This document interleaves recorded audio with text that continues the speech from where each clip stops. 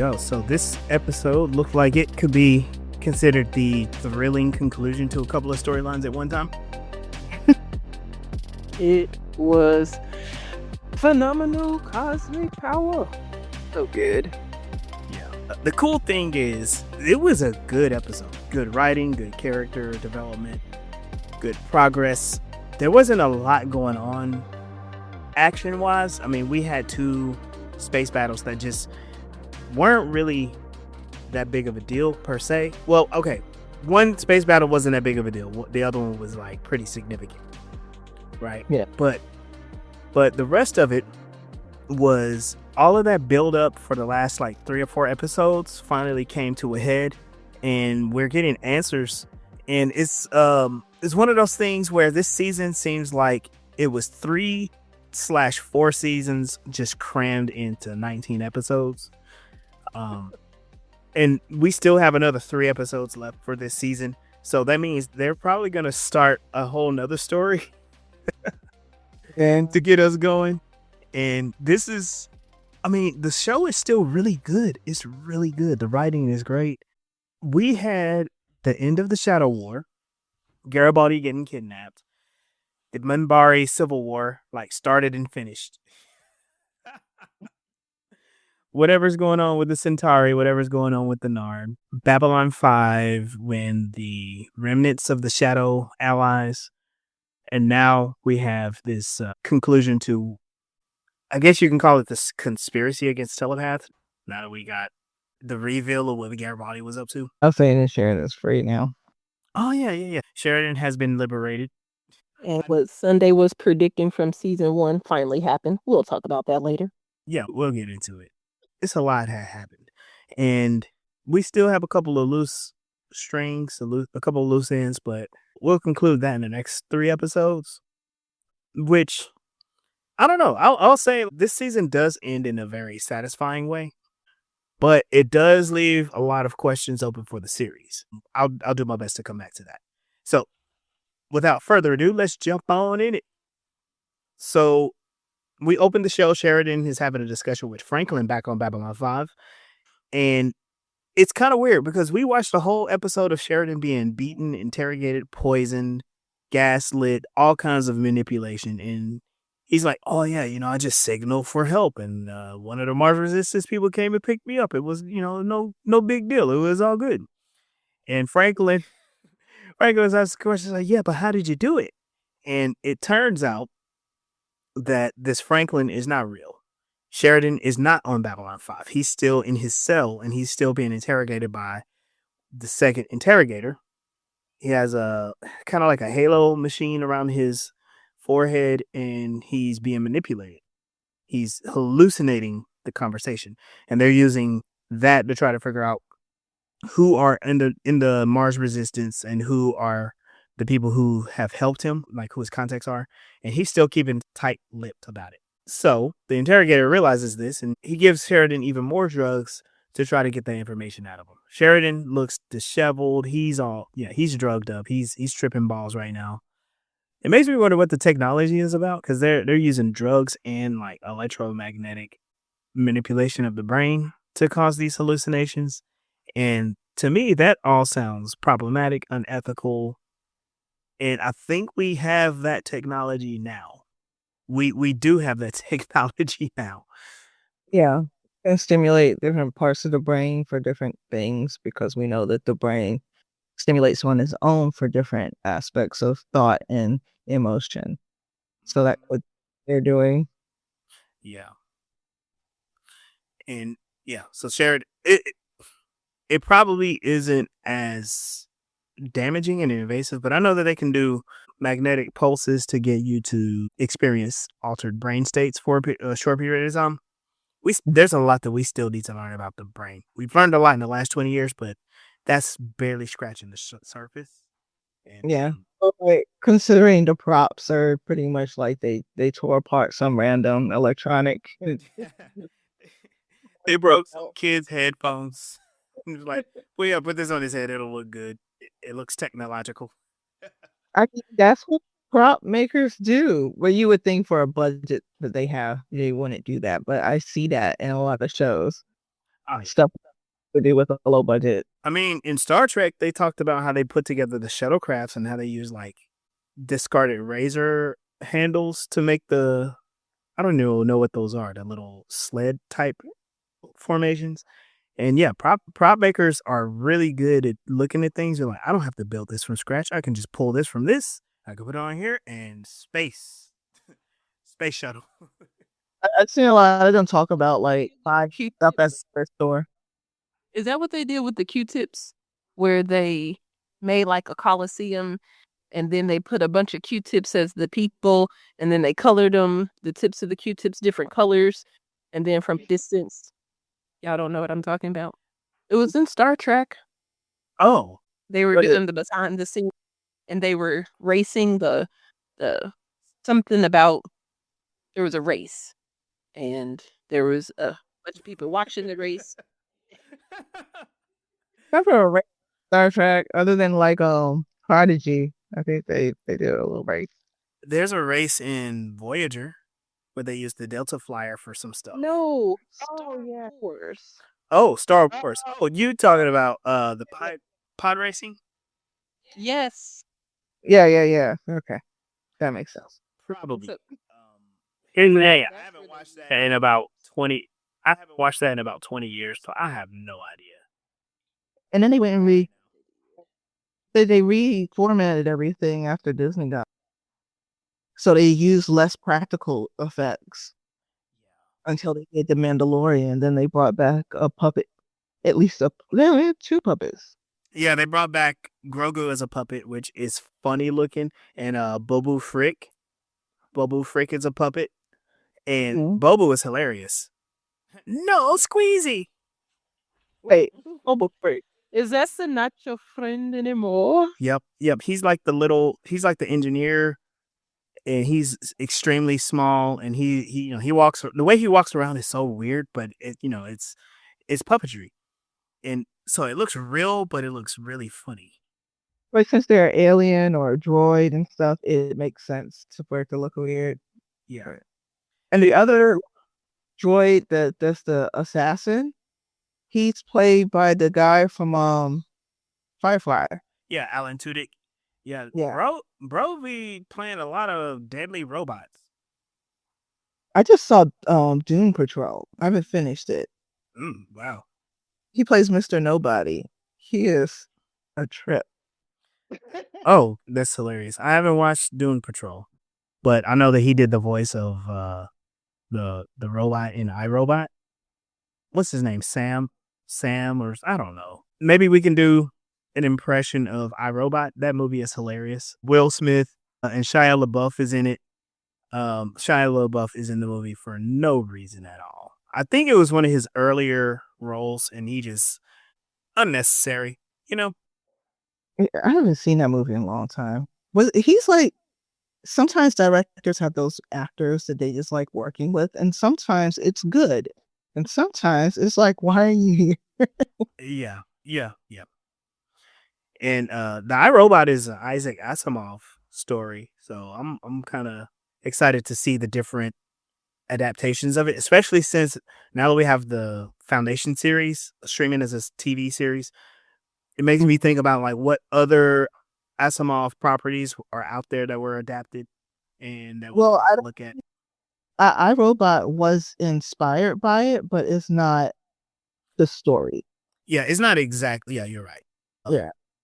Yeah. When we get a chance, we'll dig into that. All right, so back to this episode. So Garibaldi is free, right? He got himself free last episode, 2 episodes ago. He was set free by Bester, and now he's roaming Mars desperately. He had set up a night. Not to get shot on sight. Right. Well, he almost failed at that too, because he set up a meeting with the Mars Resistance so he can like figure out how he can get out of there.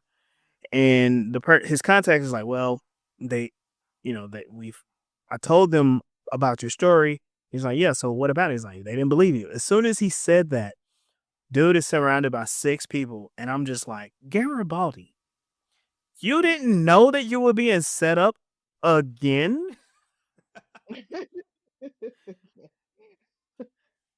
he was a great investigator when he was under control by Bester, but when he has full control of his own faculties, he sucks at his job. I guess we could say like, yo, he was desperate and he was frantic. Man, I don't care. Your face is all over interstellar news. You are the traitor. So yeah, what made you think that you were gonna just make this happen so easily? So he gets captured by the Mars resistance. He just had an existential crisis. That is because he thinks so highly of himself. And him being under Bester's mind altering psychic powers give him the abilities when they make him ultra paranoid and suspicious that just feeds into his abilities. So like when you run into people who are really good at anything, they have a certain part of their personality that's just like a little on the side of extreme. And then it makes them a really amazing mathematician, doctor, painter, whatever the hell, because of those characteristics in their behavior. Mhm. Yeah. So captured by the resistance, Garibaldi is brought to number 1, Franklin and Lita. Because remember, Lita was brought to the planet and they're moving frozen telepath sickles. Holisticals. Telesickles. Number 1 is really mad at Garibaldi. Like, you sold us out. Because of you, Sheridan got captured. Sheridan promised that he was going to free Mars once he finished freeing Earth. So you screwed this up for everybody. And we got 30 witnesses that it was you in your face. And Franklin, he yells at Garibaldi. And this is one of those things where it's like, yes, Garibaldi is finally getting what he deserves. So he pulls some bullshit. And what it is, he says, don't let Bester screw up my whole life without giving me a chance to fix it. Like, you deserve a chance. So let me ask you, Mel. A person was manipulated to sell out an entire resistance movement and he wants redemption. Like, yes, he was manipulated by a telepath, but what we learned is his personality was still there. Like, he wasn't changed that much. He had a very specific goal. From alienate himself from Sheridan, but figure out what's going on with the telepaths, right? So what is your take on Garibaldi wanting redemption? Like, it wasn't his choice to sell them out. And I don't think he would have left if it wasn't for Bester's manipulation. He's an asshole. And he does mess some stuff up, but he usually messes up while trying to help everybody else. So I don't think it was his fault that he did this stuff. He was totally a puppet. And they did magnify they still gave him a mission. They still commanded him. Even though Vester said, "Oh, I didn't change your personality." He didn't have to change his personality. No, he enhanced his personality and he put in a set of commands. He actually and they used the like when they put on the screen and used the telepathic whatever on him to change what he was doing. Or what was it? No, it wasn't a Vester that made him not work with Lita, but they did do he did more to him than he said. He didn't just enhance his personality. They gave him commands on top of that. I am all for the redemption of Garibaldi because his personality and the way he is designed has always helped. And he has never like done anything to harm intentionally what's going on in Babylon 5. And even if he had, I hate you, my love, for even triggering this thought process in my brain that restorative justice is a effing thing. And when I was comparing Garibaldi to what's the smooth bald head motherfuck's name that I hate? Yeah, Londo. I started comparing Garibaldi to Londo to see if I think that he was worth redeeming. And then I realized that Garibaldi, he was psychically manipulated. So of course we need to redeem him.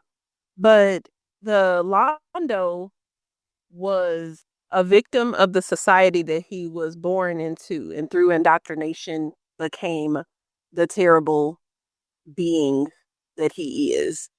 And I feel the same about that as I do about men on this planet right now. That do a lot of them suck? Hell yeah.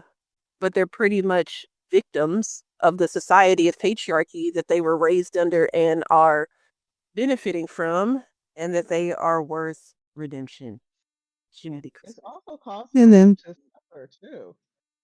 Man, Yeah. like man, suffering is due to like all off subject, but all types of being above anyone else comes with its downfalls because it's not real. Absolutely. Are you preaching to the choir right now? I know it. So Franklin insists that he's going to listen to Garibaldi's side of the story. And, you know, him being stern with Garibaldi is great, but he also has that sympathy for him, the empathy for him. I got problems with Garibaldi. We can touch on it in the next couple of episodes, but yeah, I still got problems with him. Garibaldi claims the whole thing about Psychor reprogrammed him, and he asks Lita to do a deep scan. And I thought this was kind of interesting because they have a great telepath. Lita was altered by the Vorlons, and she still is very reluctant to scan him. Mm-hmm. And he says, no, look, if you scan me, you'll know the truth. She starts to do a surface level scan, and she's like, these are level 12 blocks. Like, only a psychoc can put them in and take them out. And he was like, I know you can do it. Which, come on, Garibaldi. And so she pushes, and like, so Garibaldi, he consents to scan knowing, he says, like, getting a little bit of a headache is better than being dead because I can get better from a headache. Mm-hmm. I can't get better from dying, which, okay, thank you, Gen X. So she scans through, and this is the weakest part of the episode. Not because we see the telepathic images of what happened to Garibaldi, but when she says this is all true, number one is like, are you sure that's it? How am I supposed to believe you? And then Lita turns towards number one, and she projects everything that she just saw into number one's brain. So then we as an audience get to see the exact same thing twice, minutes apart. And that, to me, that felt like the weakest part. But what it does, it moves the story forward. We have a telepath. People don't believe Garibaldi with the telepath's powers. Now we get everybody. Well, not everybody, but number one believes Garibaldi. I liked how number one was like, I kill everybody. Yeah. When I said she started busting, I'm like, well, damn. It was like, hold on, bitch. Like, we need information. Like, at least let me decide whether I believe him or not. And if you still want to kill him, cool. But hold on, wait. She was like, fuck all that. When she did that, I kind of thought about how even under the he was about to give her a chance when she didn't have a job. She was about to lose her place. He Yeah, that's right. yeah. It wasn't until he got redirected by his boss, but Michael's gonna help her out. He's the only one who wanted to help her at the time. Her and Franklin. Then he got that. And Franklin. Well, kind of Franklin after she got back to Psychor, but yeah. Now Franklin was trying to figure out how to work this angle with this telepath. Y'all know what Franklin's all about. Yep.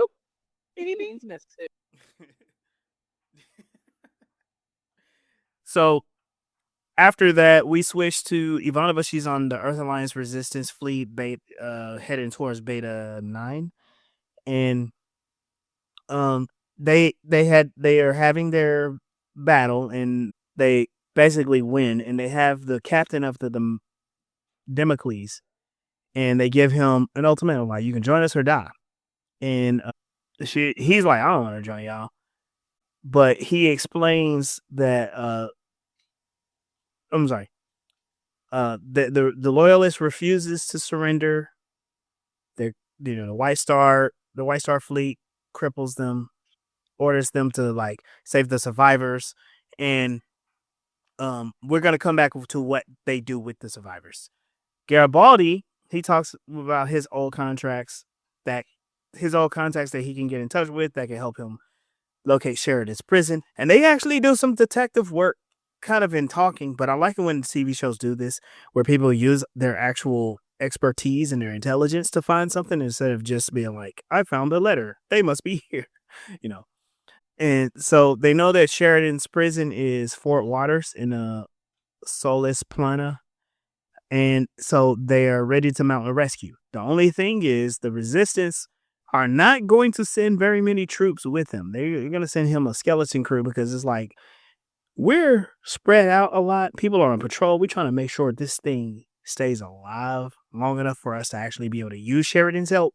So you, Lita, Franklin, and one of our guys is going. And they are searching through the tunnels in Mars. We quickly see that Lanier, who is on Babylon 5, he rushes to talk to Delenn that the Advisory Council of the League of Non-Aligned Worlds have convened without her knowledge. And she's like, what? What are they doing? Not only have they convened without their knowledge, the person who is facilitating the conversation is Londo Malari. He is the one whipping up the council to hurry up and vote. Fuck you, Malari. Yeah. So what we find out is the council is basically ready to vote. They're like, okay, you're here, we're ready to vote. Everyone, all in favor of the measure? Like literally everybody raised their hands, even Jakar. So something's up. And Delenn is very confused, like, what are we voting on? Like, what's going on? And what they voted on is the non-aligned worlds are assembling a fleet, and they are going to help the resistance fleet when Earthforce responds to them. And the idea was it's right for humans to lead the battle, but the league worlds will offer their support. And the council didn't have Delenn involved because they said they want the council to be united for a good reason, not just because someone says so. And if everybody thought that you were leading this, they would think that we were being coerced. And so it was more to protect Delenn and protect the resistance than to manipulate anybody. And I thought that was like really, really cool. So, and this will become important later in this episode. So now, like, this fleet that Sheridan had been spending all of this season and half of last season trying to put together, they finally all agreed together. It was like, all right, we're going to help the resistance. And we have like a triumphant moment. Back on Mars, Garibaldi, Franklin, and Alita, they're in the tunnels. There's like seismic activity that is threatening to cave in. They have to move. They're sharing water, and there's a couple of jokes being presented about that, especially when Garibaldi he's complaining about who swagged the water, and everybody's like, no, I didn't do it. And he looks at Lita's like, I believe you. Franklin, I don't believe you. And it turns out the reason why is Franklin's a terrible liar. Franklin is a terrible liar, and Lita is a fantastic liar, apparently. And then the reason given was like, well, you like, what did he say? The matter of survival.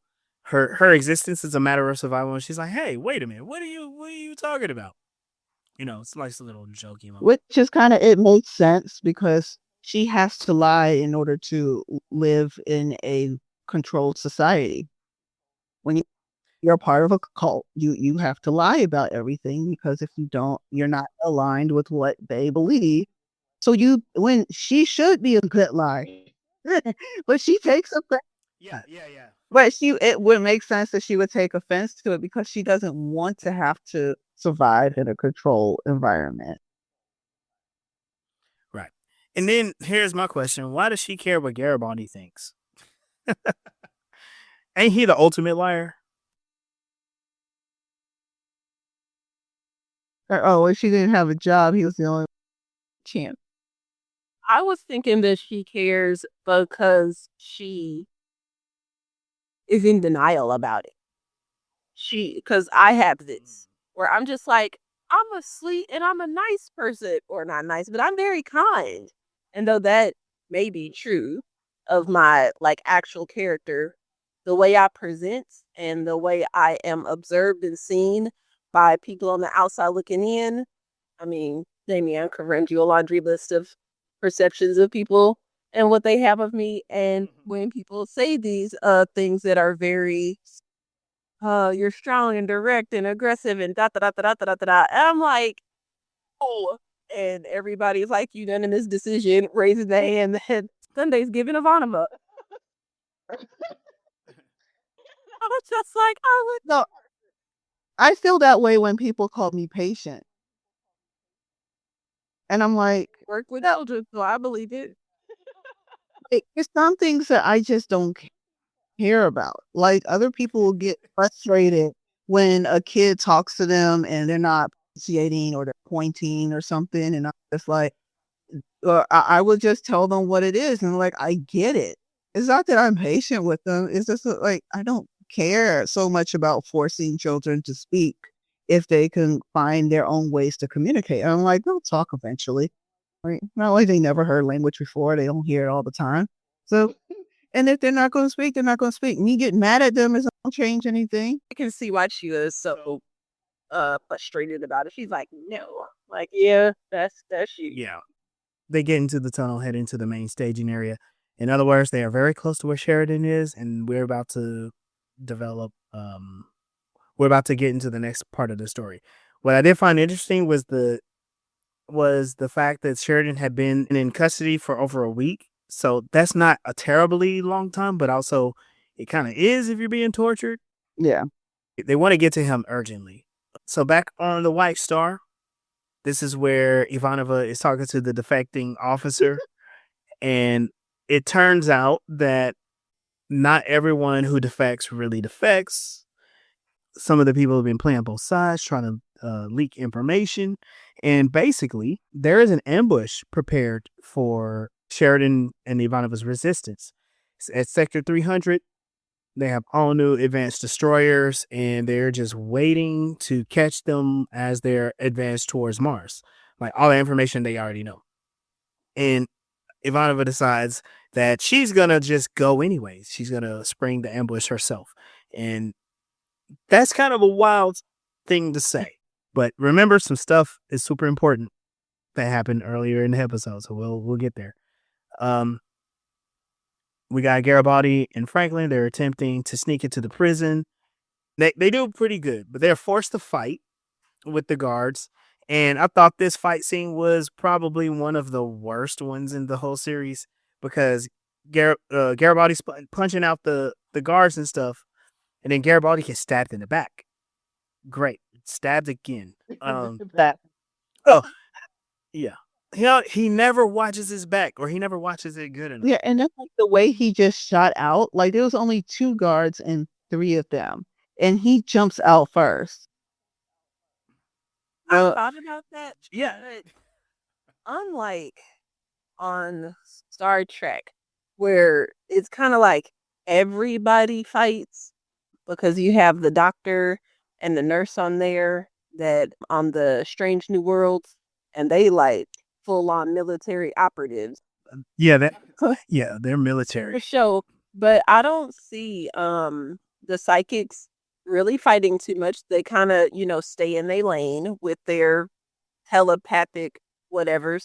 But then when they got to the second set of agents, she used her power to cripple with one of them by just saying pain to them.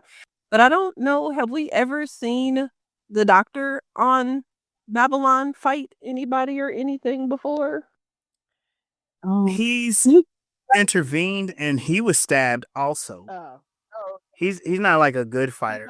Which is why when he threw his punch wasn't like a straight punch. He just like swung his arm at the guy and the guy went down. I'm like, this looks terrible. And I think in a real life that 3 people and you have 1 like cop that can fight and then 2 people who really can't fight against 2 military officers who both probably really can't fight, that would have never went down like that. Those 3 would have been dead. Mm, yeah, or at least like have a plan since you know you down there those stats. Like, And that's the thing. They couldn't take any guns because they said that the temperature the temperature detectors, they would detect PPG fire. Yeah. So that kind of took the guns out of it. But I thought like couldn't Lita disable the guards using her telepathy? Yeah, But that would be kind of like that unethical use of Well, why we got our ethics and they not using theirs? we're in an underground resistance. You don't have ethics anymore. I really keep going. was like this. They were putting in the setting situations for him to get stabbed in the back again because it's very important later because they emphasized that he got stabbed. Yep. Because while Franklin is doing field surgery, he's like, look, you're cut pretty deep, you're bleeding, and I don't know if you can, fight anymore. So let's just kind of like, keep this easy. And they stitch him up and he throws on an Earthforce uniform. I'm like, oh yeah, they're gonna disguise themselves so they can infiltrate. And it's like, oh gosh, as a kid, I didn't pay attention to this, but now looking at it, I'm like, okay, that makes a lot of sense why this would be presented this way. We'll talk about it in a second. We switch back to Ivanova because what she's doing, so her whole storyline is she's leading the resistance fleet, and now she's talking to Captain James, who is the captain of the Agamemnon, and she explains, like, I don't care about the risks. We are going to go and trigger this ambush. We are the best hope for Earth. We're the best option for Earth. And James is like, all right, well, we'll wait for your signal. And then Marcus, who is with Ivanova, he urges her to like, hey, you go relax, go rest. She's like, and Ivanova is like, I can't rest.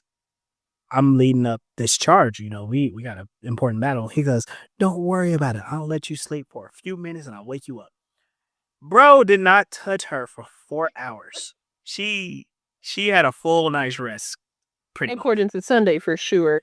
I like how they highlighted the 24 hours that she had been up and that she had planned on staying awake for the next 4 hours until they got to the battle and then fought. And I'm thinking about the time, like 24 hours is a mad long time to be awake and then to be expected to function when you arrive and complete your job. This is not impossible. Is it the best case scenario? No. But I didn't pull 36 hours before and the job gets done. But when he had convinced her to take a nap, like you take 2 hours and I'll take 2 hours and then we'll be there. We'll get it together. He's like, but you go first. I said, 4 hours later. Come on.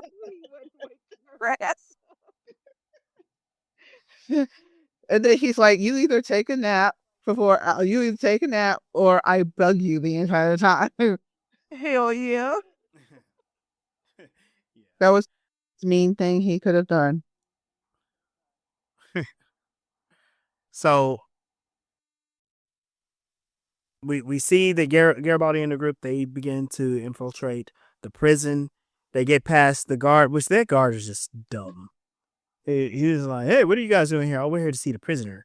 And then Garibaldi, like, doesn't really come across as being convincing. But I guess he said the right things or whatever, and the guy's like, "Oh yeah, you know, you gotta take him for a walk, and if he trips on the way, yeah, I get you. Okay, I'll let you in, but you got to talk to the cell guards. They're the last authority of visitors."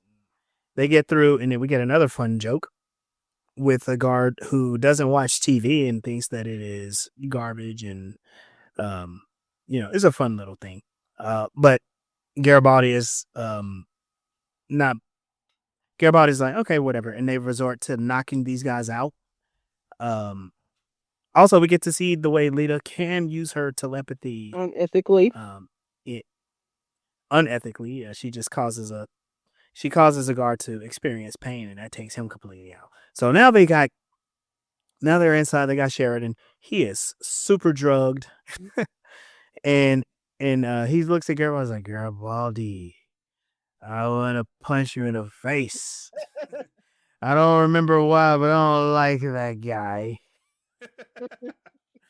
Uh, yeah, his brain is scrambled. They spent some time on him, but they're just like, we got you. We're gonna get you out of here. And so they begin to pursue their way out. This is when we see Marcus wakes up Ivanova. She's upset. She got up whole 4 hours, and we learned that they're only 45 minutes away from Sector 30, and so Ivanova wants to get ready real quick, but then she confronts Marcus. She's like, "Hey, the last time you spoke Minbari to me, you said these words," and she says it. She goes, "If you haven't noticed, I've been brushing up on my Minbari pretty good." And he's all like, "Oh, really?" Looking like I got caught. And she goes, "Thank you." She thanks him for the compliment. And it's kind of a really short but sweet moment between the two characters, because we know we know that Marcus definitely has a sweet spot for Ivanova, and he's been taking care of her the entire episode. He's been looking after her sleep. He's been making sure that her orders are being followed correctly. He's been giving her information, but he's been doing it in such a way that's like specifically her that he's taking care of. And so now they have this moment of connecting, and it's like, oh, their love story. They're gonna connect. They're gonna be in love. It's gonna be great. We'll come back to that. Garibaldi and the crew, they're escorting Sheridan out, and same old dumb guard is like, "Hey, I need to see your cards," and they're just like, "Never mind." They steal the PPGs from the guards, and everybody shoots everybody. Frank Sheridan gets his hand on the PPG, and he just goes ham on this one guard. Empties a clip. Do they like what? I wonder what kind of clips are. Anyway, he empties a whole clip of a PPG at the guard, and then they're like ready to go. Now we are about to get into our second space battle. Now we're about to get into our second space battle, and this is really wild because this part of the episode could have been its own episode. I really believe.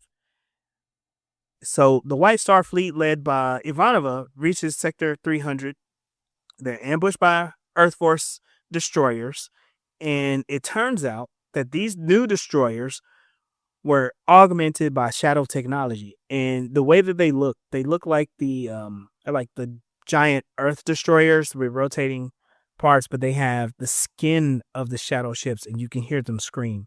And it's kind of terrifying, actually, like seeing Earth technology mixed with advanced shadow technology, and it's the evil Clark regime that's using them. This makes me think they were about to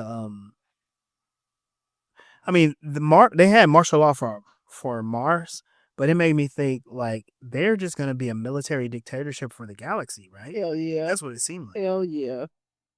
Because they were their xenophobia, if that's the right word for aliens. Because they're different races. Human that's one race, and the other aliens are other races. But yeah, the racism had them thinking that they're better than the other aliens, or that they don't want the other aliens to invade. So uh, that makes sense that they would eh, fortify their defenses in order to go up against the other races. And the shadows are obviously a way to go because that's what they've been doing for 1,000 years. Give Ender's Game. Hated it. What, this part? Not hated. I hate that it's given Ender's Game because Ender's Game, they are trying to totally obliterate the proposed threat. And there's no um time for learning and understanding. And in Ender's defense, like they was really like fighting to survive and they scared. And they don't have a way to communicate with the aliens to know that like the aliens just kind of fucked up. It was like, oh shit, we didn't know that y'all was sentient. But in this instance, like there's whole there's a whole galaxy of multiple planets of intelligent life. And this is why I believe that there is alien life out there. And whatever created us and got us down here is not allowing us to communicate with them until we can get along with each other. Because if we can't get it right down here, the fuck I'm gonna let y'all go hang out with my other friends that I created for. Because you ain't gonna do them but fuck it up. Not your friend anymore.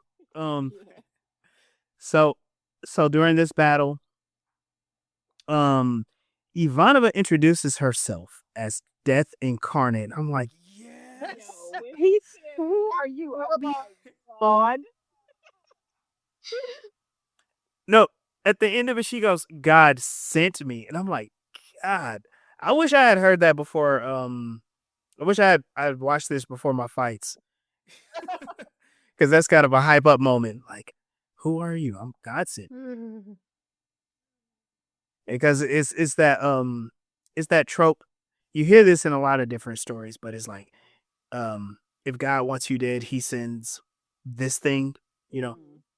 So that's kind of Ivanova's thing. So we have this epic battle. And the White Stars, they're like, okay, so we're smaller, we're more agile, we use that to an advantage. We are seeing that the fleet is like the White Stars are getting destroyed, but they are really taking on these Earthforce destroyers pretty good. And in the fray, like they basically decimate their fleet. But in the fray, Ivanova's White Star gets destroyed. It gets hammered, and her whole bridge like falls from her. And she's gravely injured. Marcus, he comes to the rescue. He gets Ivanova out and gets her into an escape pod. And then we fade away from the whole scene. So the ambush has been stopped. And the reason why we're moving away from it so quickly, it was a space battle, but it wasn't the most important part of the episode, unfortunately. It could have been more important, but I guess they only have like 3 more episodes, so they couldn't dwell on it. Gee, I wonder which episode they could have cut out of this season to add something a little bit more heavier here. The last one. No, I think it was the one before that. Oh. The one we watched last week where he was being tortured? No, the one where Garibaldi sells him out. Yeah. They could have put that in another episode and had a whole episode here where we're taking on the ambush. Gotcha. Yeah. I was so whatever the last episode is gonna be where everybody's all happy and I don't know what's gonna happen, but I'm pretty sure everybody ain't gonna die. Even though I'm kind of proud of Ivanova being hurt and she has life-threatening injuries. They like, you gonna die within a week, yo. And they don't seem to be doing the at all costs we have to save her. They're like accepting that this is fucked up and our homie gonna die. Because back in the day, main characters didn't die. I don't know when it started happening, but when I noticed it was in The Walking Dead. Yo, look here. Them main characters, they was taking L's every week. It was like, no. I think that they started it. Well, not like It had to have been between Battlestar Galactica and The Sopranos, but The Sopranos kind of is a no-brainer because it's a mafia show. Yeah, people gotta die. Yeah, people. So yeah, Well, Sheridan visits Ivanova at the medical wing, um, and he's trying to comfort her and all of that, and it's really rough. And she's like, I need to ask you something, and he goes, okay, um, I'll do whatever you want. What do you want? And she goes, it's not what, it's where.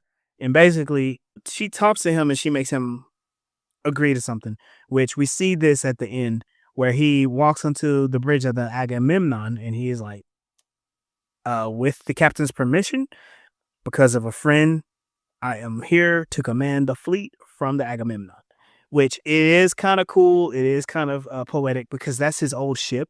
mm-hmm. And he's going to be commanding the resistance fleet and sailing back to Earth on the Agamemnon.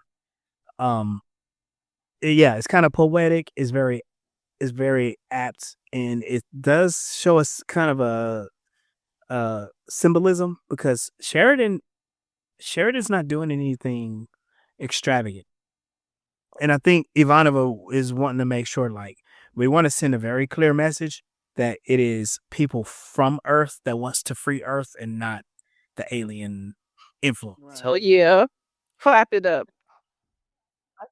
I thought the right before that, the exchange between Ivanova and Sheridan was kind of reminiscent to their friendship because she is a pessimist, and she's like, everyone's telling me they're going to do their best, they're going to help me out, it's going to be better. She never assumes things are going to be better.